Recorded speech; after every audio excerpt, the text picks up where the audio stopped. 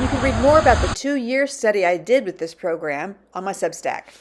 Ask the participants to place 2 or 3 objects in locations around the room and then to record the locations in their journal from their perspective. Now, before you begin the moving meditation, ask participants to remind themselves of the images that they use for the coordination flow. That same connected, flowing movement, that image will guide them through this meditation as well.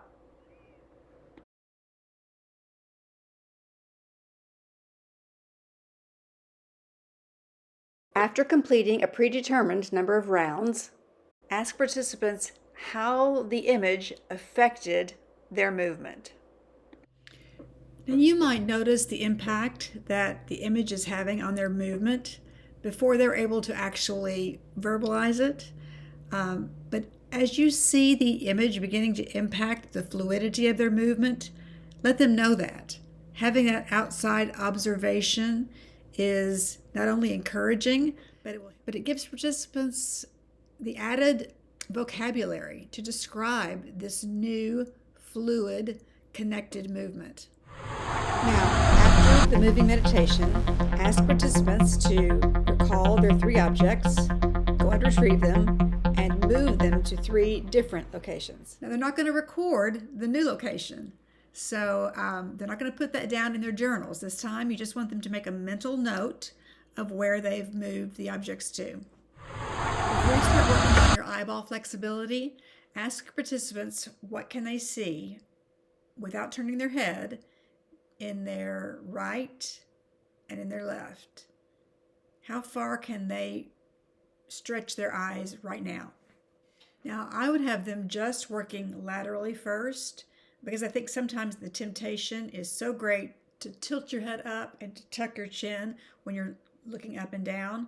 I think there's a greater chance that they can just isolate their muscles in their eyes if they're keeping it just laterally. So they've specified clearly what they see in their right and in their left, and then they practice that 25 times using only those muscles. Then they close their eyes and mentally practice recreating the 25 times that they look to the right and to the left, clearly imagining the object that they saw. Now they're going to use their mind.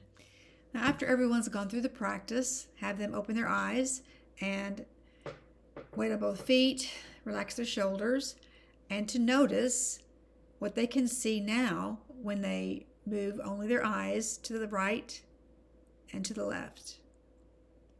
And hopefully the range of motion will have increased dramatically. Now, this exercise typically has a pretty dramatic effect and pretty dramatic response from the participants. So when we take this same approach to things like, say, looking right and left with their head, or just turning their neck muscles, not using their traps, not using their jaw, they can see the effect that will have on their range of motion. Remember, it's the combination of the physical repetition and the mental repetition that makes such a dramatic impact.